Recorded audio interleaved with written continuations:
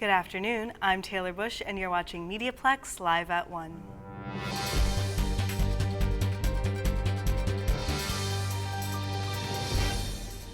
Anti-violence against women supporters are set to rally at Memorial Gardens this Saturday, despite the cancellation of Roshvi's pro-rape appearance.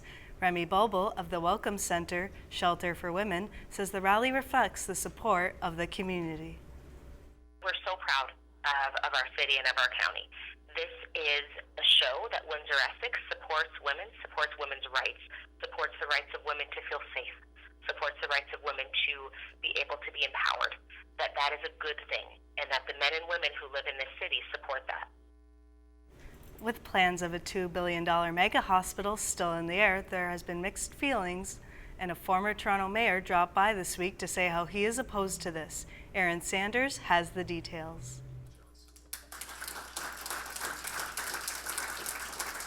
From February 3rd to the 4th, Windsor played host to former Mayor of Toronto John Sewell, who discussed the problems of building a mega hospital. He says the city have to consider using the money on the hospital staff than the building. I think we have to worry about how much we spend on bricks and mortar. Every cent that we spend on bricks and mortar is not money we can spend on humans.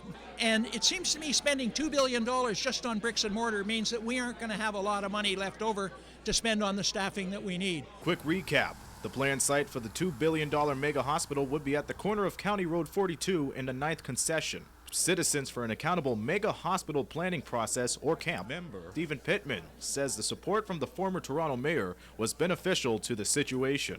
I think we're really lucky for him to take time out of his really busy schedule to come here and speak about this, and I think it really lends some importance, at least for the city, to this topic, and I think it sheds some light on perhaps reviewing the chosen location. At the end, Sewell says downtown Windsor would be an ideal location for any hospital.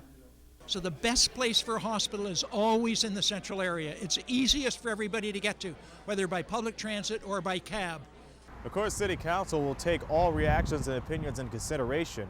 Even before John Sewell supported Windsor, many Windsorites that were concerned about the mega hospital must have asked this question: is there a doctor in the house?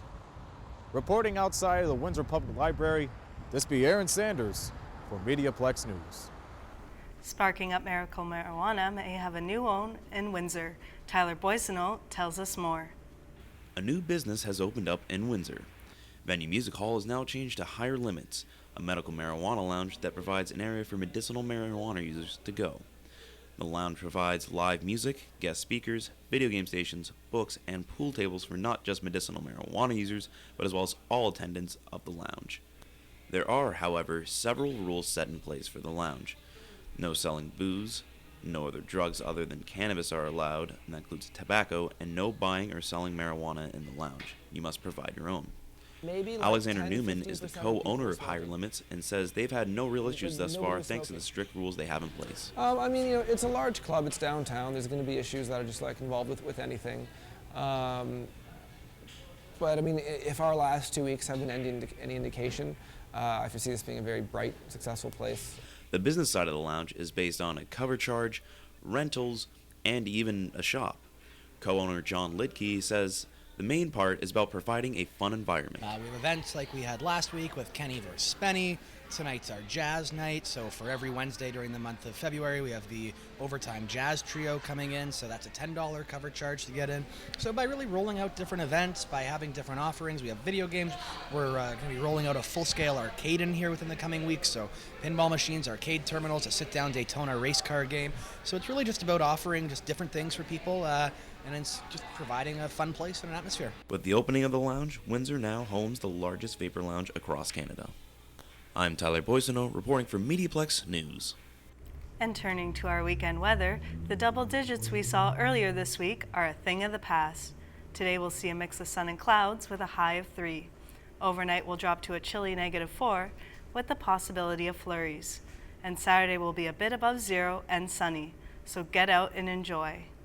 And thank you for tuning in. For all of us here at the St. Clair College Journalism Program, have a pleasant weekend.